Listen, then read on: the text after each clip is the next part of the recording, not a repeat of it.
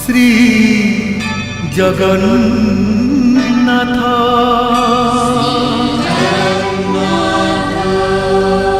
শ্রী জগন্নাথ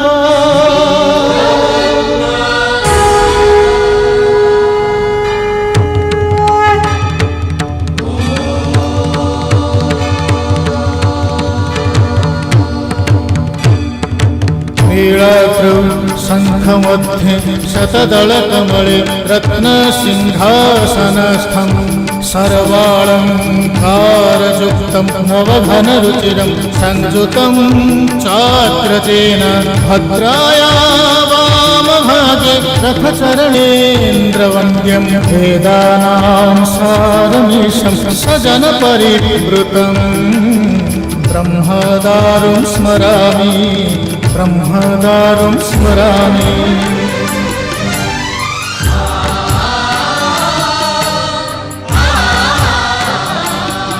तुमे अनंत क्षय हे जगन्नाथ तुमे अव्यक्त अक्षर हे जगन्नाथ निज इच्छारु सृजिल हे जगत आदि नाही जे तुमार नाही अंत तुमे पवित्र ओंकार चिर सत्य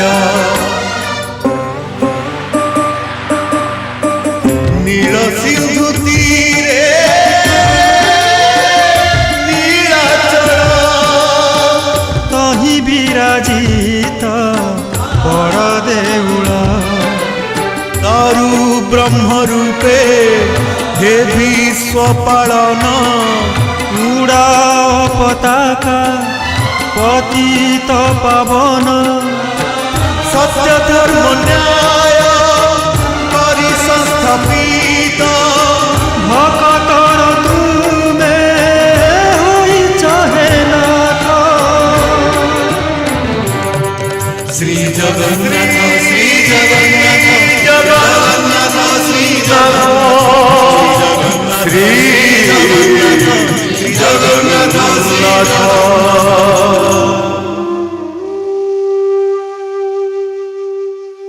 गतकाली 4-5 जन ब्राह्मण सकाले एठिके आसते से माने कहते ये कौड़े पावन क्षेत्र गोटे कथा मन रखी था सुकुमारी रानी माँ और राजा आमर बापा माँ ना आउ संभव नुहे दिन दिन मास मास बीती गलानी से नीलगिरी पहाड़ को छुईबार आकर्षण मोर कमिबा तो दूरे थाउ बरं से आहरी मते टाणी धरुची एमिति जल मु केबे पी नथिली जेमिति मो सारा देह पुलकित होई उठुची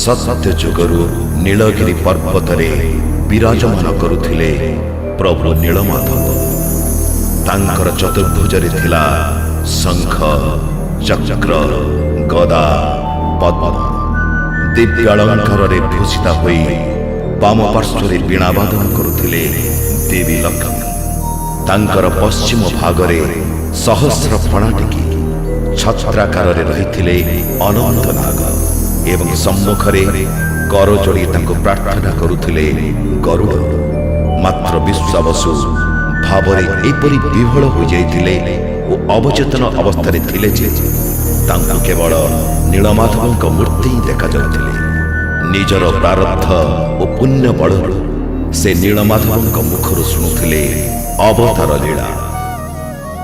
विश्वावसु जेतेबेले मु क्षीरसागर रे शयन करिथिली सेई समय मोर हस्तधृत शंख क्षीरसागर रे पतित हला।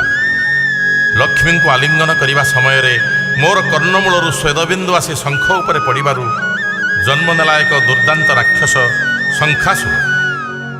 ସମସ୍ତ ଅବୟବ ତାର ଶଙ୍ଖ ଏବଂ ମୁଖମଣ୍ଡଳ ଅତ୍ୟନ୍ତ ଭୟଙ୍କର।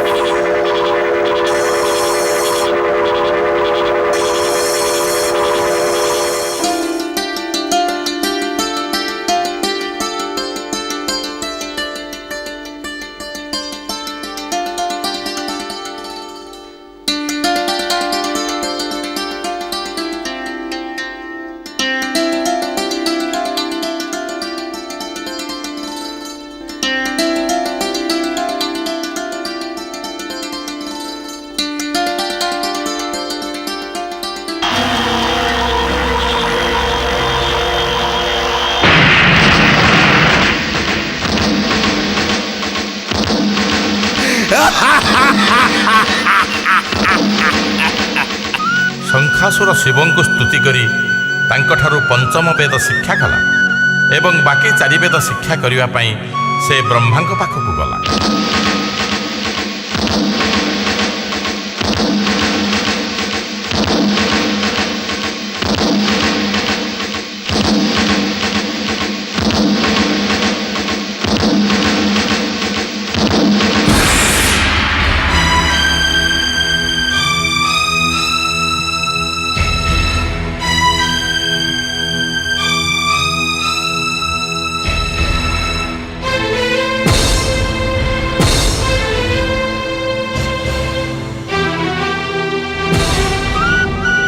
ବ୍ରହ୍ମା ଭୟ କଲେ 4 ବେଦ ପଢ଼ି ସାରିବା ପରେ ଶଙ୍ଖାସୁର ପୃଥିବୀର କ୍ଷତି କରିପାରେ, ଏଣୁ ସେ ବେଦ ଶିକ୍ଷା ଦେବାକୁ ମନା କଲେ।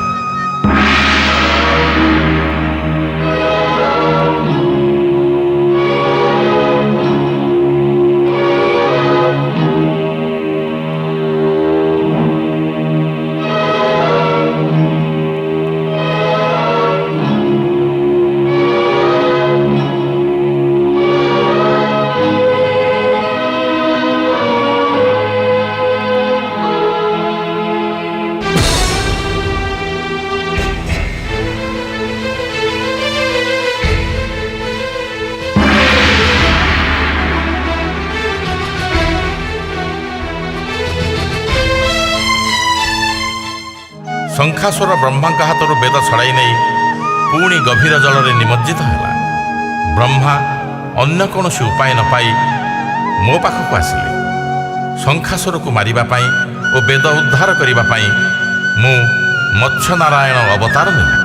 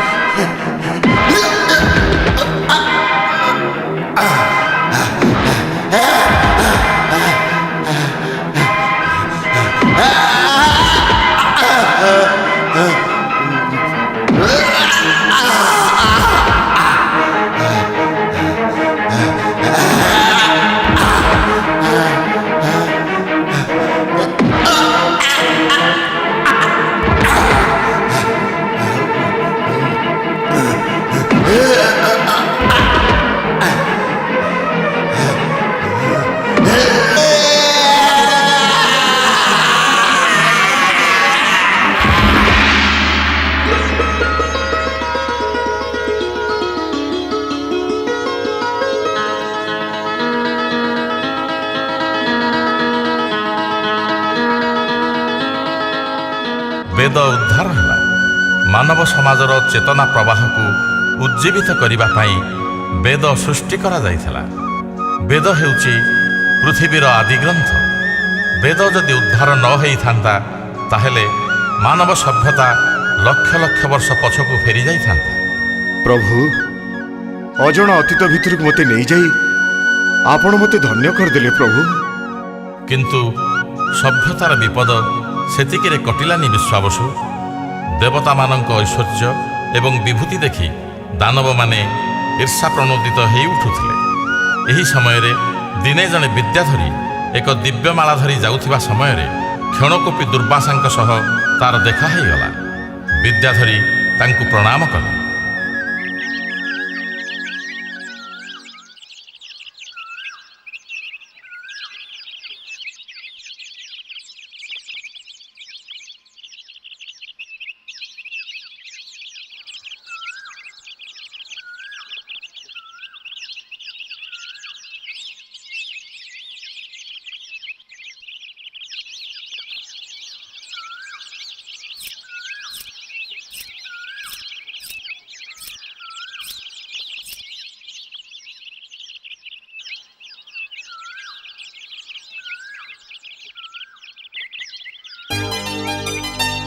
तमे किए सुंदरी? मु विद्याधरी महात्मा। रास्ता रे जाउथिबा समय रे आपनक दर्शन पाइबारु प्रणाम करी आशीर्वाद नबाकु आसीछि। तुमर मंगल हो सुंदरी। महात्मा, जदि आपण प्रसन्न हेले मोर गोटे प्रणामी ग्रहण करी मते कृतार्थ करंतु। एइटी अत्यंत महार्घ रत्नमाला महात्मा। अत्यंत मनमुग्धकर होइछि। किंतु मु तो जने सर्वस्व त्यागी सन्यासी। मुए दुर्लभ माला कौन करिबि? ताहा आपणक इच्छा उपरे निर्भर करे महात्मा। किंतु ए दासीर दान को आपण प्रत्याख्यान करंतु नहीं। ना, प्रत्याख्यान करूनी।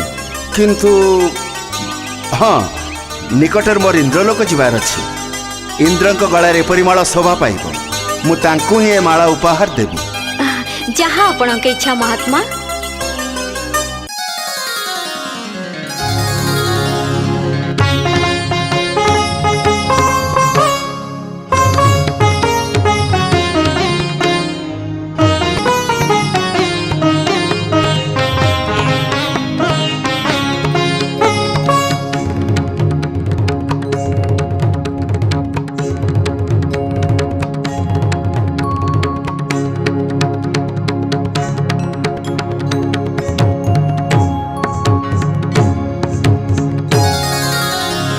बसंते मधु बरसे, नव बसंते मधु बरसे, अधीर तनु मन नयन रे सपन अळि हसे अळि परसे।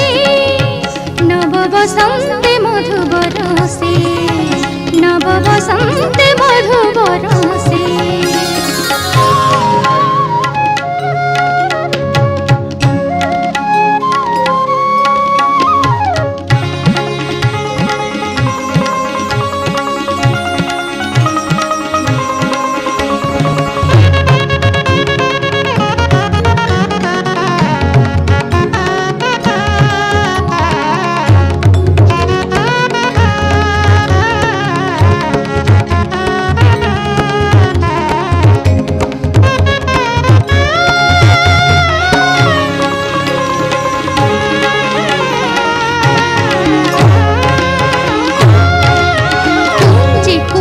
फूल सांजे सांजे भिजे अंग प्रीति रंगे, ताने ताने बंसी सोने सोने यौवन ढेउ भांगे।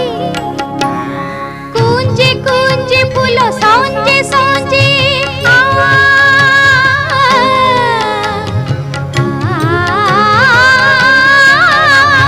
कुंजे कुंजे फूल सांजे सांजे भिजे अंग प्रीति रंगे, ताने ताने बंसी सोने सोने, ताने ताने बंसी सोने सोने यौवन ढेउ भांगे। ए सुर मूर्छना करुछिया नमन कबीर कल्पन वीणार आलापन। ए सुर मूर्छना करुछिया नमन कबीर कल्पन वीणार आलापन।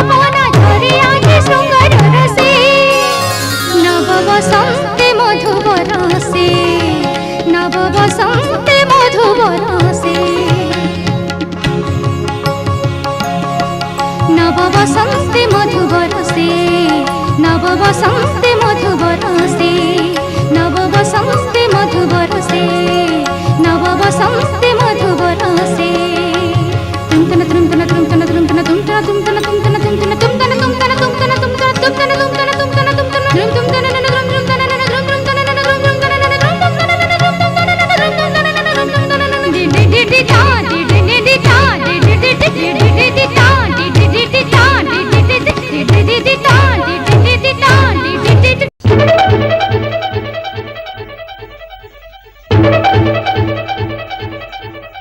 नृत्य बंद है कहीं महर्षि दुर्वासा देवसभा मध्य प्रवेश करिसेंती। से जे होना कहीं मोर बिना अनुमति तम मानकर नृत्य बंद करने उचित नथिला। मर्त्यर जड़े ऋषि देवता मानकर आनंद उत्सव बंद हो। देवराज इंद्र तमे तमर सीमा अतिक्रम करछ। मु जड़े तपसिद्ध सन्यासी तमे गर्वर मत ही मत अपमानित करुच। मु तुमको दबा पाई गोटे उपहार नहीं आसथिली तमे से उपहार मर्यादा को नष्ट करछ। तेणु मु तुमको अभिशाप देउछि देवराज इंद्र तमे क्षमतार मत ही मते आज जो व्यवहार कल तार फल स्वरूप स्वर्गलक्ष्मी तुमको आज यही मुहूर्त परित्याग करी। तम देवसभा श्रीहीन हो तमर परम शत्रु दानव माने स्वर्ग राज्य अधिकार करने तुमको स्वर्ग विताड़ित करदेवे। ए दुर्वासार अभिशाप केबे हेले विफल हेबनी केबे नुहे।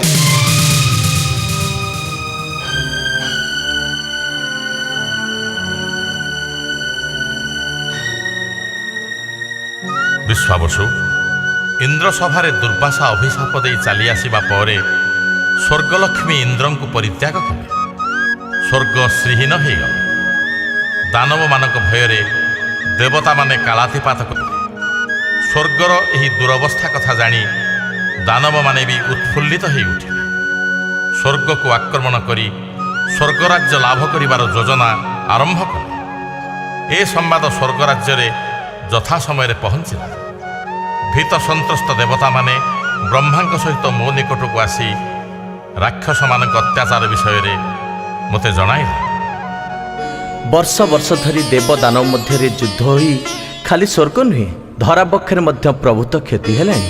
मु चाहे देवता आउ दानव मानक भितरे शांति फेरी आसु। कारण एई युद्ध रे क्षति होउची पृथ्वीर मानव जातिर एवं अन्य जीव मानकर। प्रभु आमे भी शांति चाहूँ हेले दानव मान को बुझेइब किए?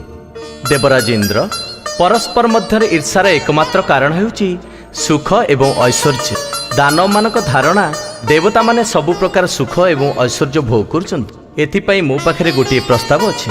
देवता माने एई प्रस्ताव रे राजी हेले मु देवदानव मानक मध्य मध्यस्थता करिवि। की प्रस्ताव प्रभु? समुद्र रत्नर भंडार। सेथिपाई समुद्र ना रत्नाकर।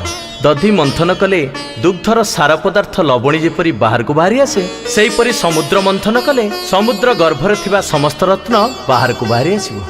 ताकू देवता दानव मानक मध्य समान भाव में बांटी दिया जिवो। देवता मानक परि समान ऐश्वर्य लाभ करी सेमाने समस्ते संतुष्ट हेबे। प्रभु आपण आमर कर्ता।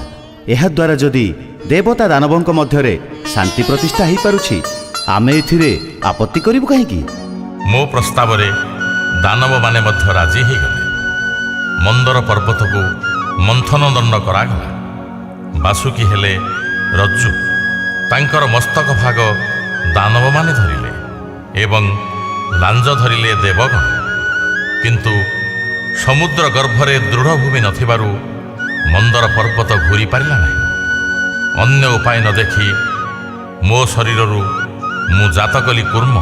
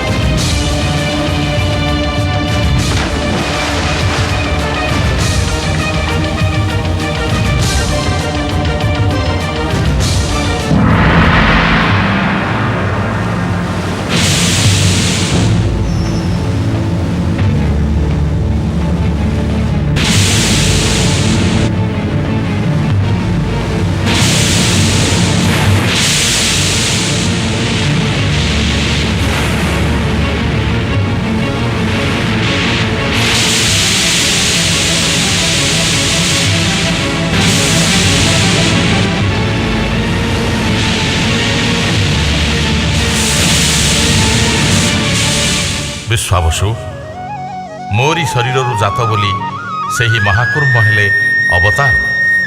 ତାଙ୍କର ପିଠି ଉପରେ ମନ୍ଦର ପର୍ବତ ରଖି ସମୁଦ୍ର ମନ୍ଥନ କରାଗଲା। ଅତ୍ୟଧିକ ଘର୍ଷଣ ଫଳରେ ବାସୁକୀଙ୍କ ମୁଖରୁ ଗରଳ ନିର୍ଗତ ହୋଇ ଧରାପୃଷ୍ଠକୁ ବ୍ୟାପିବାରେ ଲାଗିଲା। ଏହି ଗରଳର ଜ୍ୱାଳା ଏତେ ପ୍ରଖର ଥିଲା ଯାହା ଧରାପୃଷ୍ଠକୁ ଜୀବନ ଶୂନ୍ୟ କରିଦେଇଥାନ୍ତା। ପୃଥିବୀକୁ ରକ୍ଷା କରିବା ପାଇଁ ମହାଦେବ ଶିବ ସେହି ଗରଳକୁ ଆକଣ୍ଠ ପାନ କରି ନୀଳକଣ୍ଠ ବୋଲାଇଲେ। ଏହାପରେ ସମୁଦ୍ରରୁ ବାହାରିଲେ ଐରାବତ ହସ୍ତୀ, ଉଚ୍ଚୈଶ୍ରବା ଅଶ୍ୱ, ଚନ୍ଦ୍ର, ତାରାଗଣ, ଅଜସ୍ର ଧନ ସମ୍ପଦ ଏବଂ ସର୍ବଶେଷରେ ଅମୃତ କୁମ୍ଭ ଧରି ବାହାରି ଆସିଲେ ବରୁଣ ପୁତ୍ରୀ ଲକ୍ଷ୍ମୀ। ଧନରତ୍ନ ସବୁ ସମାନ ଭାବରେ ବଣ୍ଟାଗଲା। ଇନ୍ଦ୍ର ନେଲେ ଐରାବତ ହସ୍ତୀ, ଉଚ୍ଚୈଶ୍ରବା ଅଶ୍ୱ। ଲକ୍ଷ୍ମୀଙ୍କୁ ମୁଁ ପତ୍ନୀ ରୂପରେ ଗ୍ରହଣ କଲି।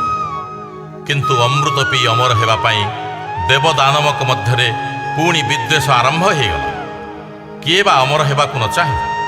କିନ୍ତୁ ମୁଁ ଜାଣିଥିଲି ଦାନବମାନେ ଯଦି ଅମୃତର ଅଧିକାରୀ ହୁଅନ୍ତି ତାହେଲେ ଏ ପୃଥିବୀ ସ୍ୱର୍ଗ ସବୁ ଧ୍ୱଂସ ହୋଇଯିବ।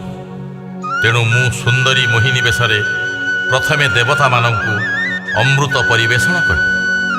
ପରିବେଷଣ ଏପରି ହେଲା ଯେ ଦେବତାମାନଙ୍କ ପାଖରେ ସବୁ ସରିଗଲା।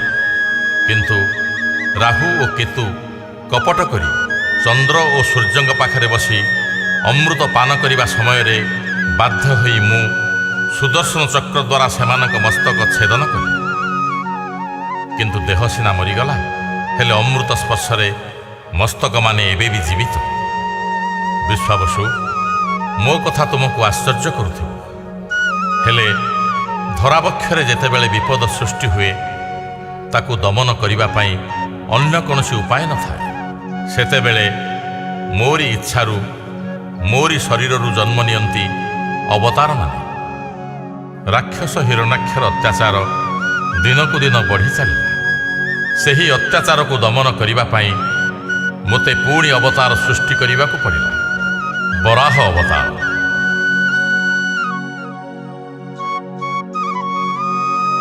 ବିଶ୍ୱାବସୁ, କାଶ୍ୟପ ଋଷିଙ୍କର ପ୍ରଥମ ସ୍ତ୍ରୀ ଦିତିଙ୍କ ଗର୍ଭରୁ ଦୁଇଟି ଦାନବ ଜନ୍ମ ହୋଇଥିଲେ, ହିରଣ୍ୟାକ୍ଷ ଓ ହିରଣ୍ୟକଶିପୁ। ସେମାନେ ଏତେ ଦୁର୍ଦାନ୍ତ ଦୁର୍ଦ୍ଧର୍ଷ ହୋଇ ଉଠିଥିଲେ ଯେ ପୃଥିବୀ ଟଳମଳ ହୋଇ ଉଠିଲା। ସ୍ୱର୍ଗରାଜ୍ୟ ଥରହର ହେଲା। ସେମାନେ ସ୍ୱର୍ଗରାଜ୍ୟ ଜୟ କରିବା ପାଇଁ ଦାନବ ସେନା ନେଇ ସ୍ୱର୍ଗ ଆକ୍ରମଣ କଲେ। ସ୍ୱର୍ଗ ସେମାନଙ୍କର ପଦାନତ ହେଲା। ଦେବତାମାନେ ସ୍ୱର୍ଗ ଛାଡ଼ି ପଳାୟନ କଲେ। ମହାବିଷ୍ଣୁ ମାତା ଲକ୍ଷ୍ମୀଙ୍କୁ ପ୍ରଣାମ। କି ସମ୍ବାଦ ବ୍ରହ୍ମଦେବ? ସମ୍ବାଦ ଗୁରୁତର ପ୍ରଭୁ। କାଶ୍ୟପ ପୁତ୍ର ହିରଣ୍ୟାକ୍ଷ ଆଉ ହିରଣ୍ୟକଶିପୁ ସ୍ୱର୍ଗରାଜ୍ୟ ଅଧିକାର କରିସାରିଛନ୍ତି। ଦେବତାମାନେ ଯୁଦ୍ଧରେ ପରାସ୍ତ ହୋଇ ପଳାୟନ କରିଛନ୍ତି। କିନ୍ତୁ ସେମାନଙ୍କର ତ ମୃତ୍ୟୁ ନାହିଁ। ଅମୃତ ପାନ କରି ସେମାନେ ଅମର। କିନ୍ତୁ ପ୍ରଭୁ, ଅପମାନର ବିଷ ଦେବତାମାନଙ୍କର ଅମରତ୍ୱକୁ ବି ଉପହାସ କରୁଛି। ଖାଲି ସେତିକି ନୁହେଁ, ହିରଣ୍ୟାକ୍ଷ ହିରଣ୍ୟକଶିପୁକୁ ସ୍ୱର୍ଗରାଜ୍ୟ ଦେଇ ପାତାଳକୁ ପ୍ରବେଶ କରିବାକୁ ଯାଉଛି। କାରଣ କ'ଣ? ବାସୁକୀ ମସ୍ତକରୁ ପୃଥିବୀକୁ ଛଡ଼େଇ ଆଣି ଧ୍ୱଂସ କରିବା ତାର ଅଭିପ୍ରାୟ। ତାକୁ ପ୍ରତିହତ କରିବାର କ'ଣ କୌଣସି ଉପାୟ ନାହିଁ? ହିରଣ୍ୟାକ୍ଷର ଧ୍ୱଂସରେ ହିଁ ଏ ସମସ୍ୟାର ସମାଧାନ ହୋଇପାରିବ ପ୍ରଭୁ। କିନ୍ତୁ ତାକୁ ଧ୍ୱଂସ କରିବା ପ୍ରାୟ ଅସମ୍ଭବ। କାହିଁକି? ଯେ ପର୍ଯ୍ୟନ୍ତ ସେ ନିଜ ପିତା କାଶ୍ୟପଙ୍କ ଆଶୀର୍ବାଦ ଲାଭ କରୁଥିବେ ଏବଂ ମାତା ଦିତିଙ୍କର ସ୍ତନ୍ୟପାନ କରୁଥିବେ, ସେ ପର୍ଯ୍ୟନ୍ତ ତାଙ୍କୁ ଦମନ କରିବା ଅସମ୍ଭବ। ବ୍ରହ୍ମଦେବ, ଆପଣ କାଶ୍ୟପ ଏବଂ ଦିତିଙ୍କୁ ଏ କାର୍ଯ୍ୟରୁ ବିରତ ହେବାକୁ ଅନୁରୋଧ କରନ୍ତୁ। ସେ ନିଶ୍ଚୟ ଆପଣଙ୍କ କଥା ରଖିବେ। କେହି ଚାହେଁନି ନିଜ ଅଗଣାରେ ଉଠିଥିବା ବିଷବୃକ୍ଷ ପରିବେଶକୁ ବିଷାକ୍ତ କରୁ। ମାତା ଦିତି ଆଉ କାଶ୍ୟପଙ୍କୁ ଅନୁରୋଧ କରିସାରିଲା ପରେ ମୁଁ ହିରଣ୍ୟାକ୍ଷକୁ ବଧ କରିବା ପାଇଁ ପାତାଳକୁ ଯିବି। ତାପରେ ମୋତେ ନେବାକୁ ପଡ଼ିଲା ବରାହ ଅବତାର।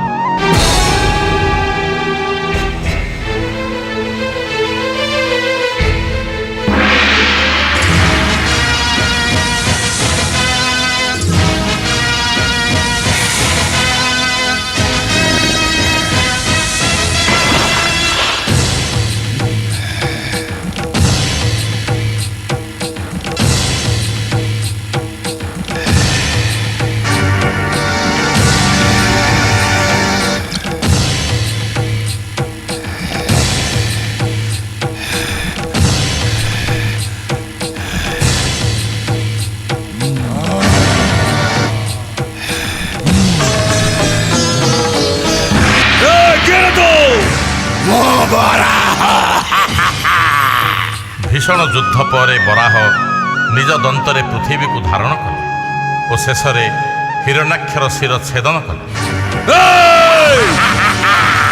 କଣ ଖୋଜୁଛୁ ତୁ ଏଠି? ମୋ ମୃତ୍ୟୁକୁ।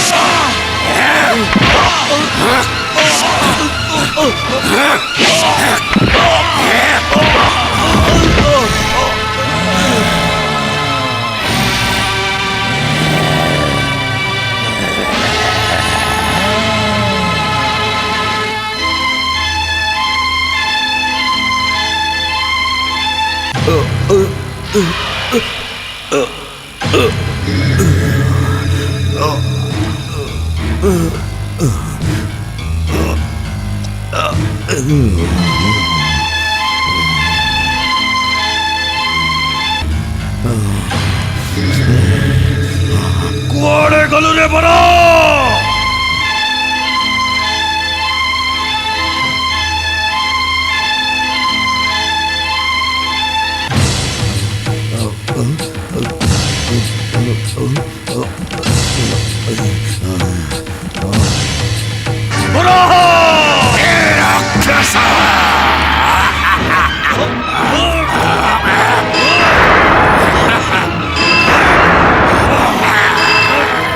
ଦୁଷ୍ଟ ବର, ଆଜି ମୁଁ ତ ଜୀବନ ନେଇ କେବେ ବି ଛାଡ଼ିବିନି।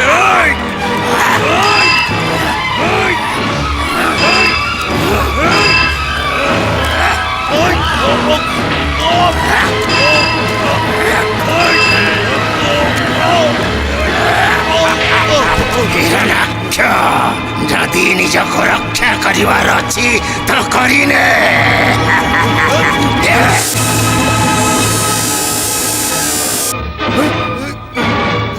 ଭ୍ରାତା ହିରଣ୍ୟକଶିପୁ, ଭ୍ରାତା!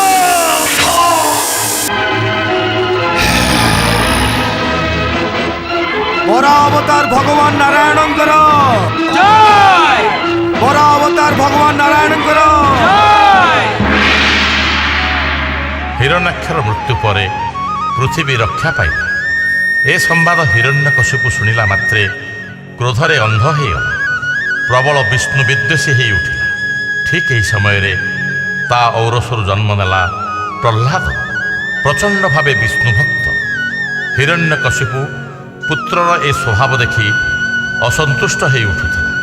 ବିଷ୍ଣୁ ଭକ୍ତିରୁ ତାକୁ ଦୂରେଇ ଆଣିବା ପାଇଁ ବହୁତ ଚେଷ୍ଟା କଲା, ପାରିଲାନି। ତାର କ୍ରୋଧ ଏପରି ଚରମ ସୀମାରେ ପହଞ୍ଚିଗଲା ଯେ ସେ ପୁତ୍ରକୁ ବିନାଶ କରିବାକୁ ଚେଷ୍ଟା କଲା। ମତ୍ତହସ୍ତି ପାଦ ତଳେ ତାକୁ ଦଳି ଦେବା ପାଇଁ, ଅଗ୍ନିରେ ଦଗ୍ଧ କରି ମାରିଦେବା ପାଇଁ ସେ ବ୍ୟବସ୍ଥା କଲା ସିନା, କିନ୍ତୁ ମୁଁ ସେଇ ବିଷ୍ଣୁଭକ୍ତ ବାଳକ ପ୍ରହ୍ଲାଦକୁ ସବୁ ବିପଦରୁ ରକ୍ଷା କଲି।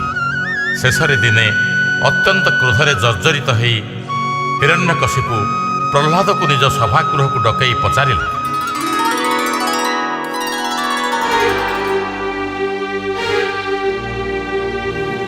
ପ୍ରହ୍ଲାଦ, କାହାକୁ ତୁ ପ୍ରଣାମ କରୁଛୁ? କାହିଁ ତୋର ଭଗବାନ? ପିତାଶ୍ରୀ, ଏବେ ଏବେ ମୁଁ ଏ ଖମ୍ବରେ ଶ୍ରୀହରି ବିଷ୍ଣୁଙ୍କୁ ଦର୍ଶନ କଲି। କଣ କହିଲୁ? ତୋ ଭଗବାନ ଏ ଖବର ଅଛି? ହଁ ପିତାଶ୍ରୀ, ଶ୍ରୀହରି ବିଷ୍ଣୁ ଜଳ, ସ୍ଥଳ, ଗଗନ, ପବନ, ବୃକ୍ଷଲତା ସବୁଠି ଅଛନ୍ତି। ଆପଣ ଏ ଖମ୍ବରେ ଦେଖିବାକୁ ଚାହିଁଲେ ତାଙ୍କୁ ନିଶ୍ଚୟ ଦେଖିପାରିବେ। କଣ? ଯଦି ତୋର ଭଗବାନ ଏ ଖମ୍ବ ଭିତରେ ଲୁଚି ରହିଛେ, ମୁଁ ଏବେ ତାକୁ ଏଇ ଶେଷ କରିଦେବି।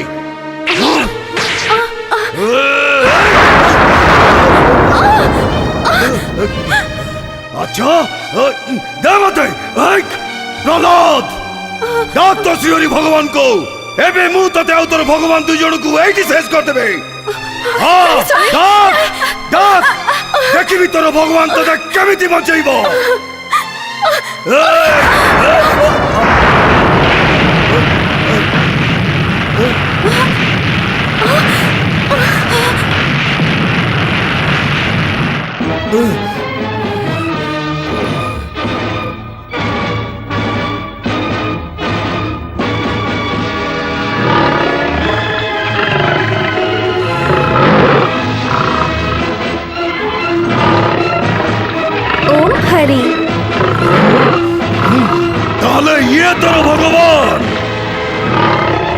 না সে মানব না সে পশু। এই তুচ্ছ প্রাণী হচ্ছে তাহলে তোর ভগবান।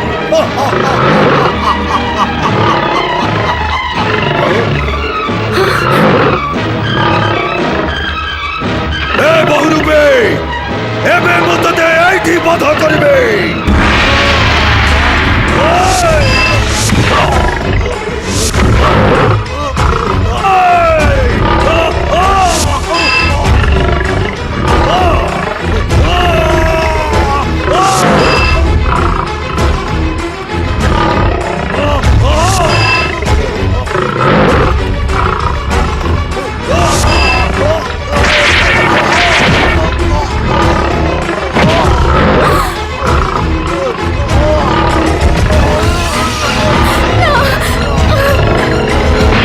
ହିରଣ୍ୟକଶିପୁ ସ୍ୱୟଂ ବ୍ରହ୍ମା ତତେ ଯୋଉ ବରଦାନ ଦେଇଥିଲେ ତାକୁ ସ୍ମରଣ କର। ଏବେ ସେଇ ସମୟ ଆସିଛି। ତୁ ଅସ୍ତ୍ରରେ ଛିଡ଼ିବୁ ନାହିଁ, ଜଳରେ ବୁଡ଼ିବୁ ନାହିଁ, ଅଗ୍ନିରେ ବି ପଡ଼ିବୁ ନାହିଁ, ଦିନରେ ମରିବୁ ନାହିଁ କି ରାତିରେ ବି ମରିବୁ ନାହିଁ। ଆକାଶ କି ପୃଥିବୀ, ଘର କି ବାହାର, କେଉଁଠି ତୋର ମୃତ୍ୟୁ ହବ ନାହିଁ। ରାକ୍ଷସ କି ମାନବ, ପଶୁ କି ପକ୍ଷୀ, କେହି ତତେ ମାରିପାରିବେ ନାହିଁ। ଆରେ ମୂର୍ଖ, ସେ ସବୁର ଉର୍ଦ୍ଧ୍ୱରେ ତୋର ମୃତ୍ୟୁ ଲେଖା ହେଇଛି। ତତେ ମାରିବା ପାଇଁ ମୁଁ ନରସିଂହ ଅବତାର ନେଇଛି। ନରସିଂହ ଅବତାର।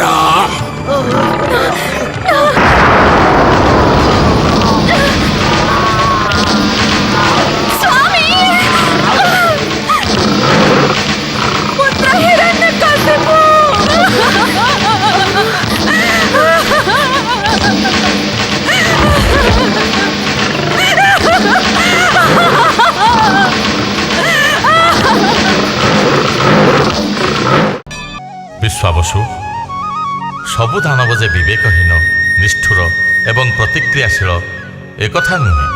ଅନେକ ଦୈତ୍ୟ ଅଛନ୍ତି ଯେଉଁମାନେ ଦାନ, ଧର୍ମ, ଜ୍ଞାନ ଏବଂ ବୈରାଗ୍ୟରେ ଦେବତାମାନଙ୍କ ଠାରୁ ମଧ୍ୟ ଅଧିକ। କିନ୍ତୁ ସବୁଥିରେ ଗୋଟିଏ ସୀମା ଥାଏ। ସେ ସୀମା ଅତିକ୍ରମ କରିଗଲେ ସୃଷ୍ଟିର ନିୟମ ବିପର୍ଯ୍ୟସ୍ତ ହୁଏ। ସେହିପରି ଜଣେ ଦାନବ, ତାଙ୍କ ନାମ ହେଲା ବଳି। ସେ ଜଣେ ଧର୍ମାତ୍ମା ଥିଲେ। ଦାନୀ ହିସାବରେ ସ୍ୱର୍ଗ, ମର୍ତ୍ତ୍ୟ, ପାତାଳ ସବୁଆଡ଼େ ତାଙ୍କ ନାଁ ବ୍ୟାପି ଯାଇଥିଲା। ଏହାଦ୍ୱାରା ତାଙ୍କ ମନରେ ଅହଙ୍କାର ଜାତ ହେଲା। ଏଣୁ ବାମନ ଅବତାରରେ ତାଙ୍କର ସେହି ଅହଙ୍କାରକୁ ଭାଙ୍ଗି ଦିଆଗଲା।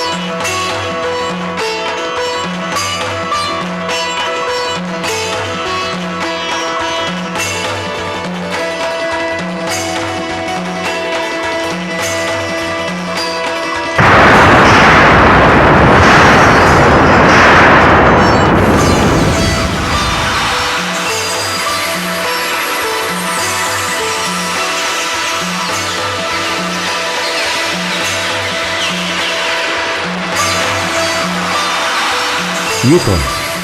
ବିଷ୍ଣୁଙ୍କ ନକ୍ଷତ୍ରରୁ ଦେବୀ ଗଙ୍ଗାଙ୍କ ଆବିର୍ଭାବ। ଏବେ ତ ତାଙ୍କ ଅବତରଣର ସମୟ ହେଇନି। ମୋତେ କିଛି କରିବାକୁ ପଡ଼ିବ।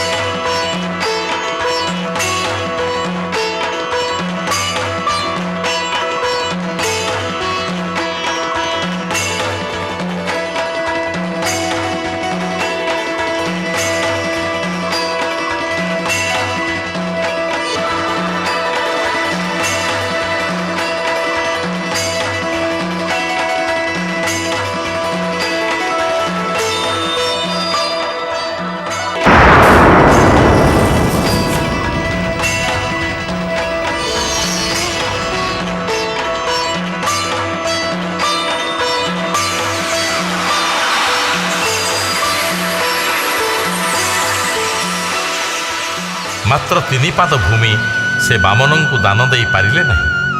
ତେଣୁ ନିଜ ମସ୍ତକ ଦେଖାଇଦେଲେ।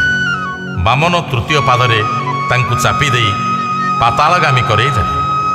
ବର୍ତ୍ତମାନ ସେ ପାତାଳର ରାଜା। ଶୁଣ ବିଶ୍ୱାବସୁ, ସତ୍ୟ ପରେ ତ୍ରେତୟା ଆସେ। ସ୍ୱେଚ୍ଛାଚାରୀ କ୍ଷତ୍ରିୟମାନଙ୍କୁ ଦମନ କରିବା ପାଇଁ ମୋରି ଶରୀରରୁ ଜନ୍ମ ନିଅନ୍ତି ପରଶୁରାମ। ସେ 21 ବାର ପୃଥିବୀ ପ୍ରଦକ୍ଷିଣ କରି କ୍ଷତ୍ରିୟମାନଙ୍କୁ ନିଧନ କରନ୍ତି।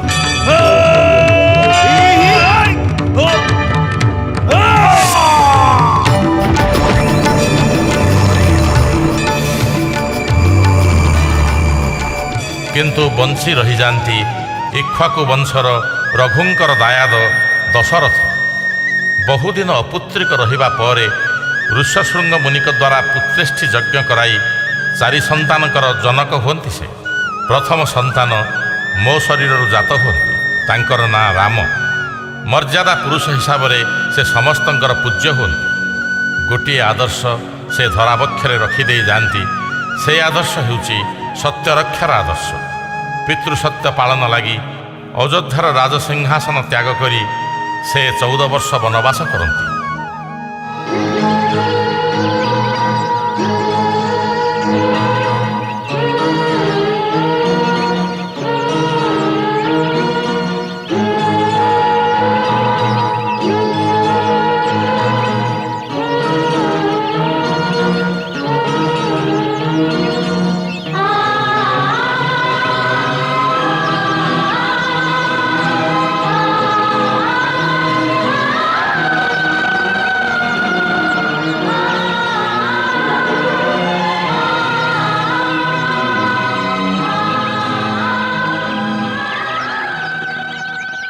ଦିନେ ଅରଣ୍ୟ ମଧ୍ୟରେ ଏକ ସ୍ୱର୍ଣ୍ଣମୃଗ ଦେଖି ସୀତା ସେ ମୃଗଟିକୁ ଆଣିଦେବା ପାଇଁ ରାମଙ୍କୁ ଅନୁରୋଧ କରନ୍ତି।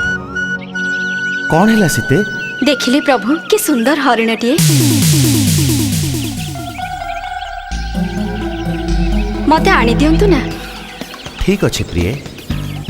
ଲକ୍ଷ୍ମଣ, ଭ୍ରାତା, ଜାନକୀ ଏକୁଟିଆ କୁଟୀରରେ ଅଛନ୍ତି। ମୁଁ ନ ଫେରିବା ପର୍ଯ୍ୟନ୍ତ ତମେ ସ୍ଥାନ ଛାଡ଼ି ଯିବନି। ଯଥାଜ୍ଞା ଭ୍ରାତା। ଆସୁଛି ସୀତେ।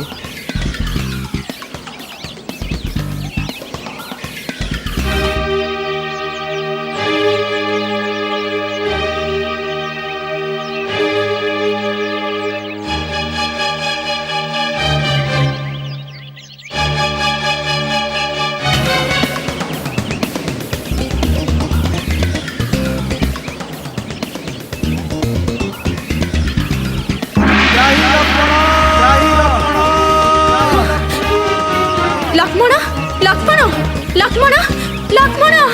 କ'ଣ ହେଲା ମାତେ? ତୁମ ଭ୍ରାତା ବିପଦରେ ପଡ଼ିଛନ୍ତି। ଯାଅ ତାଙ୍କୁ ଉଦ୍ଧାର କର। କିନ୍ତୁ ମାତେ, ଅଗ୍ରଜଙ୍କର ଆଦେଶ ମୋର ଶିରୋଧାର୍ଯ୍ୟ। ଏଇଟା ବି ମୋ ଆଦେଶ। ତୁମେ ଯାଅ, ତୁମ ଭ୍ରାତାଙ୍କୁ ଉଦ୍ଧାର କର। ଠିକ୍ ଅଛି ମାତେ, ଆପଣଙ୍କ ଆଦେଶ ମାନ୍ୟ କରି ମୁଁ ଏଠାରୁ ଚାଲି ଯାଉଛି। କ'ଣ ହେଲା, ଅଟକି ଗଲ କାହିଁକି? କିନ୍ତୁ ମାତେ, ଆପଣଙ୍କୁ ମୋର ଗୋଟିଏ ଅନୁରୋଧ। ଆମେ 2 ଭ୍ରାତା ନ ଫେରିବା ପର୍ଯ୍ୟନ୍ତ ଆପଣ ଯେମିତି 3 ଗାର ଡେଇଁ ଆରପଟକୁ ନ ଯାଆନ୍ତି।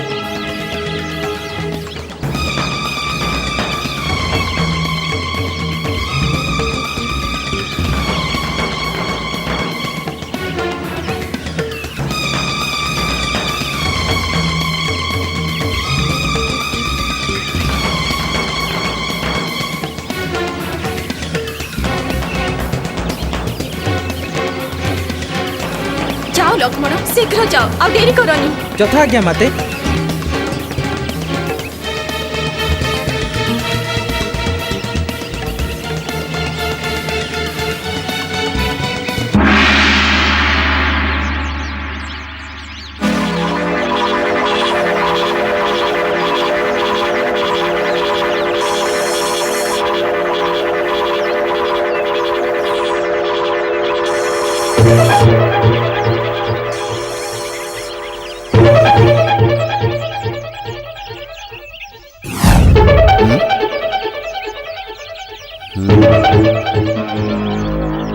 भगवती भिक्षां देहि, भिक्षां देहि।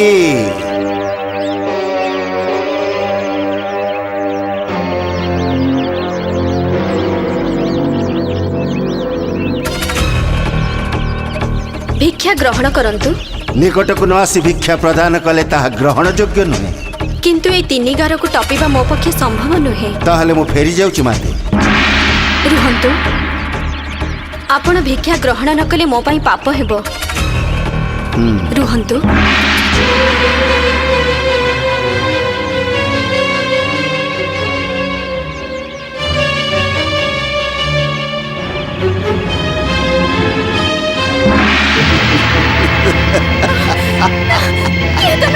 छाड़ी दियो मते। रक्षा करंतु प्रभु, रक्षा करंतु प्रभु, छाड़ी दियो। रक्षा करंतु प्रभु। सीते सीते लक्ष्मण मोर अनुमान सत्य सीते कुटीर नाहांती। तेबे भ्राता मु एपटे देखुची। ठीक अछि। सीते सीते सीते सीते लक्ष्मण भ्राता सीते कोठी नाहांती। आस लक्ष्मण। तामाने मोर अनुमान सत्य लक्ष्मण, किछि गोटाए अघटन घटिछि। आस लक्ष्मण। चलंतु भ्राता। आस। सीते सीते सीते सीते सीते सीते सीते आस लक्ष्मण। राम और लक्ष्मण सीता को खोजी खोजी जाई किष्किंधा अरण्य रे प्रवेश करती। सेठी बाली को हत्या करी बालीर भाई सुग्रीव सहित बंधुता स्थापन करती। लंकारे रावण को हत्या करी सीता को उद्धार करती।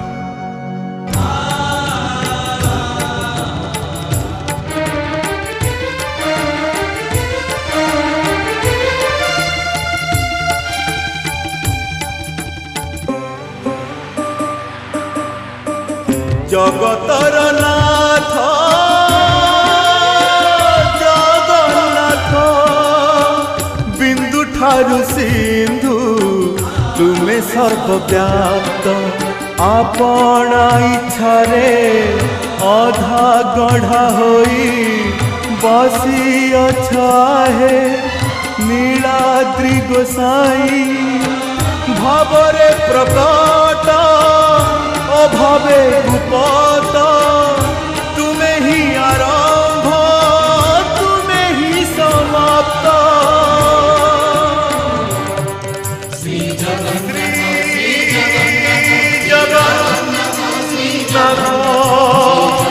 श्री जगन्नाथ